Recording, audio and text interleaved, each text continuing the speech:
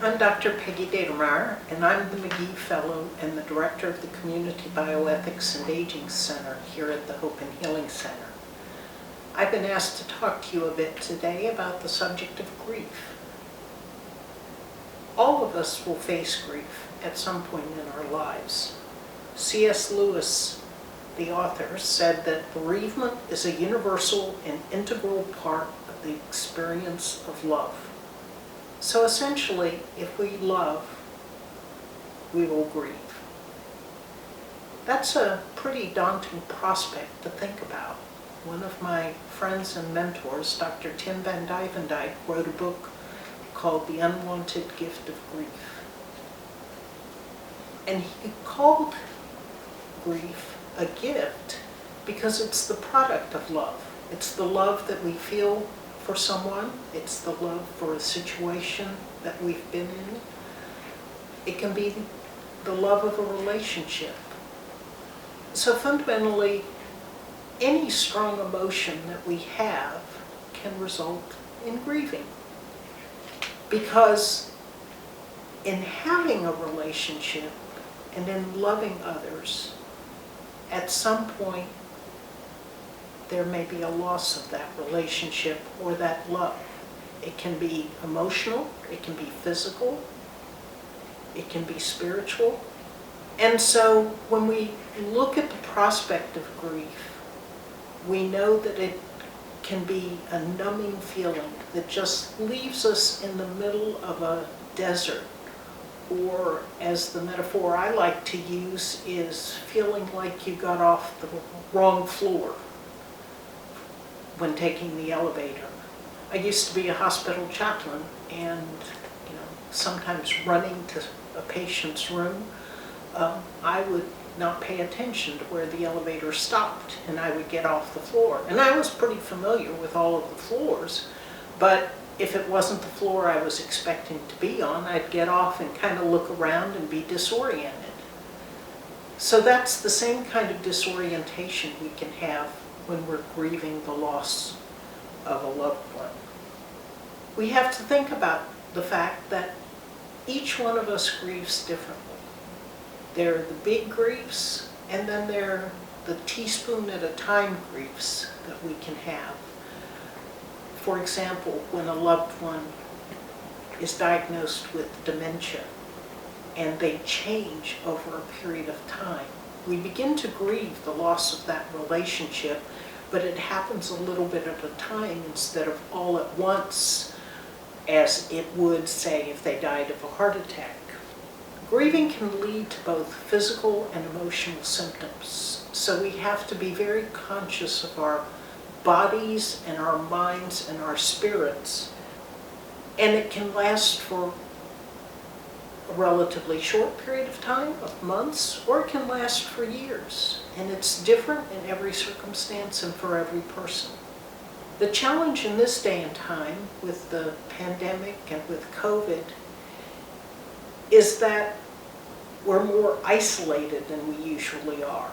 Normally, if we experience the death of a loved one, for example, we will get together, we'll reminisce, we'll tell stories, we may have a religious service, we may have a burial service. There are many instances where we use that as a way to process the emotions that we're feeling and to be with loved ones. And with the pandemic, we may not be able to do that in person. I've talked to lots of people whose loved ones have died in the last 6 months, and they still haven't been able to have funerals. And for some of us, that's an essential part of our being, to be able to have that ritual that recognizes the love that we've shared with this person and how we want it to continue. There may also be conflicts between our grief of missing the person and the circumstances. And sometimes we don't know how all those emotions are stacking up with us. And so in this time, we have to be very intentional in thinking about how we're grieving and how we are going to care for ourselves during a time of grief. I'd like to talk a little bit about the different myths of grief.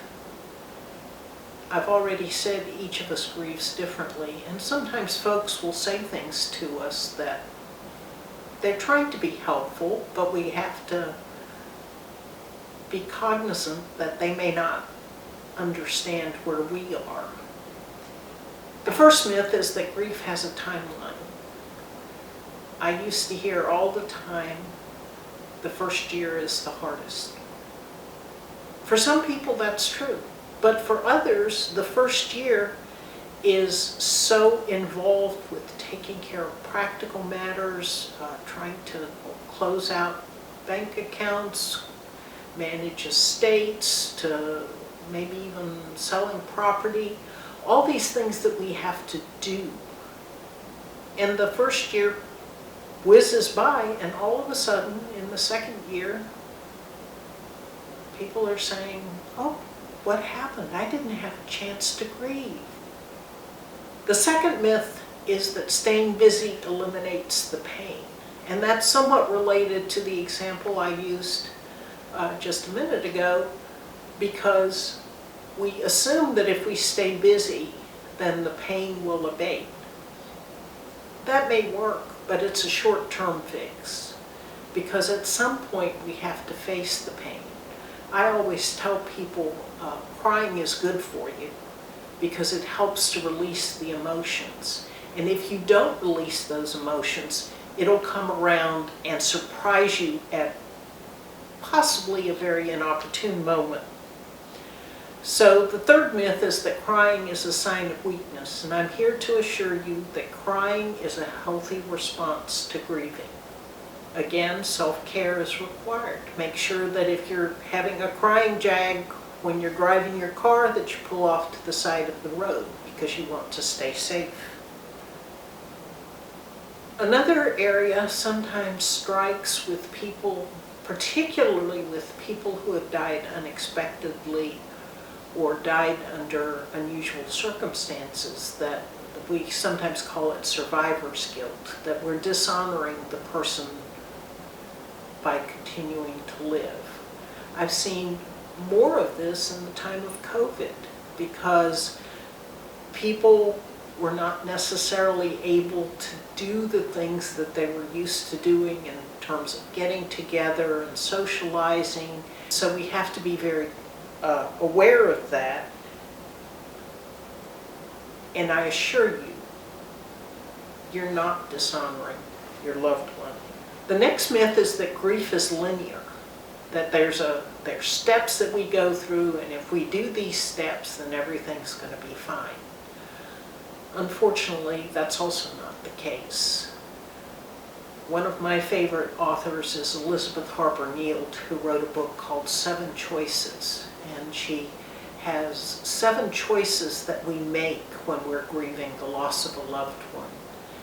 And she's very clear to say that you may go from one choice to another, but then you have to make the previous choice over again. The first choice is that I'm going to persevere and endure. The next myth is that grief is a solitary experience. Again, we're made to be in community. As people of faith, we live in community. We gain strength from community. We gain strength from our experiences of worship, in our experiences of family, in our experiences of observing holidays. And when we grieve, we're not meant to do that alone. And so that brings us back to COVID, right? What do we do in a time when we are alone, where we're not supposed to be out? We have to stop and think, how can I reach out? How can I be with loved ones without physically being with them? This is where technology is our friend. And we can really use our computers, use the various platforms for engaging in social activities over the web. We can also talk on the telephone. We can write letters. We can write emails, even texting. All of those things are ways of reaching out that we can use even in a time when we're supposed to be as isolated as possible. The last myth I want to talk about just briefly is that God takes people. We sometimes use the language that God took my husband. I would just offer that it might be helpful to talk about God receiving our loved ones. That is more in keeping with our faith tradition, and it helps us to recognize that love is that bridge between us and God. We don't see God face to face, but we do see our loved ones face to face. And we're created in the image of God so that we, by seeing each other and recognizing that we turn our loved one over to God's love and care, we can sometimes not necessarily accept, but we can at least recognize that the love relationship continues. So the next topic I'm going to talk about a little bit is, how do I grieve? Clearly, everybody's process is different. I've already said that. But my first bit of wisdom is to allow yourself to feel what you're feeling. Be kind to yourself. Recognize that in enduring through this strange new world of grief, that everyone's path is different, and I'm going to take the path that I need to take for me. So if that means you want to talk to people regularly, by all means do so. But if you don't want to talk to people, take some time. Your friends will understand, and if they don't understand, they may not really be your friends. I've already mentioned the term self-care. Take care of yourself. Eating a good, nutritious diet is important. Getting sleep is important. Getting exercise is important. All the things that you need to do to take care of your body and your soul are important. So do the things, even if you have to force yourself to do it during the week several times. Take care of yourself. And ask yourself every couple of days, what am I doing to take care of myself? And use that as an opportunity to make yourself feel what you're feeling, but still take care of the practical matters for your body. Seek support from your family and friends. Again, you may have to shop around for the best ways to do that, whether it's FaceTiming or family time through Google Hangouts or Skyping or Zooming. There are just several different kinds of platforms you can use to do that. And now we're coming up on the holidays. That's a particularly difficult time.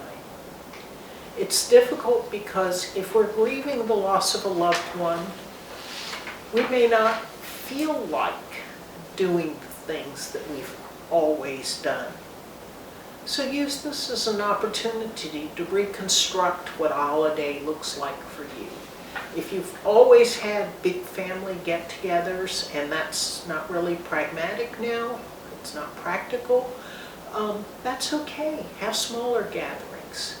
You can even, there have been some helps on the internet about how to have a family dinner over Skype or over Zoom so that everybody can talk to everybody else, but you don't have to be in physical proximity. And in doing that, avoid additional stress, because you don't need, when you're grieving, you don't need extra stress in your life of planning and preparing fancy meals. If you love doing that and that gives you joy, by all means do it.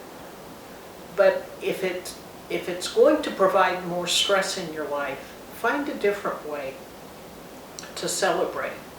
I've already talked a little bit about limiting big social gatherings. That has already been established to be things we've had problems with over the summer and over the holiday weekends. So we have to be careful with that. Do some journaling. Write a letter to your loved one.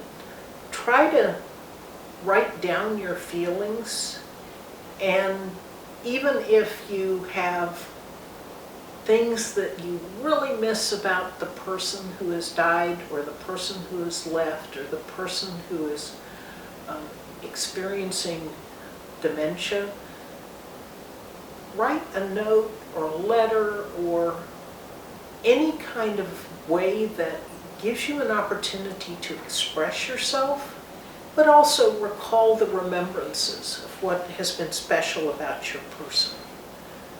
Organize your photographs. I know that I have a stack of photographs at home waiting to be organized at some point, and I'm looking for the day when I actually have time to do that. And the last one is to honor your loved one. Make her a favorite dish. Make a memorial. Share memories with your loved ones. Talk about those things that gave you joy, or the special remembrances of what that person meant to you. And for my last point, I want to talk a little bit about how you help someone in grieving. I've been asked a lot, what do I say? Or someone will say, I don't know what to say. 2 words, I'm sorry. I would strongly encourage you not to hide behind stained glass language. Try to stay away from God needed another angel or words to that effect. Try to keep into the person's space so that you accompany them on their journey. You become a sojourner. So you're with them on their journey of grief, but you can't fix it.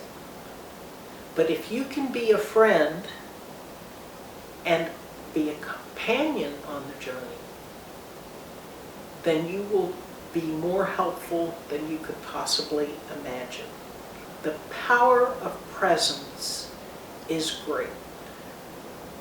So listening and grieving with someone is an important element.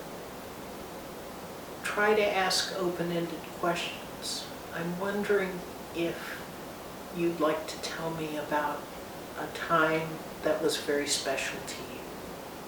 I'm wondering what your favorite memory is of your loved one. Those kinds of open-ended questions invite the person to tell you about their feelings and about their loved one, but they're not as intrusive as if you ask yes or no questions. And finally, open ourselves to the pain. Let your friendship and your love for the person who's grieving be evident in how you act and how you are present for them. And sometimes that presence doesn't even need words. Just being there or telling someone, I am here for you, will help them feel a lot better. And I would remind you, if we do have a grief group here at the Hope and Healing Center that is meeting on the second Tuesday of the month from 5:45 to 7 o'clock. We're meeting virtually at least through the end of the year. After the beginning of the year, we'll reassess. It looks like it will probably be later in the year before we can start meeting face-to-face. But the group is very gracious. It's an open group, and You are welcome to join us whenever your schedule permits.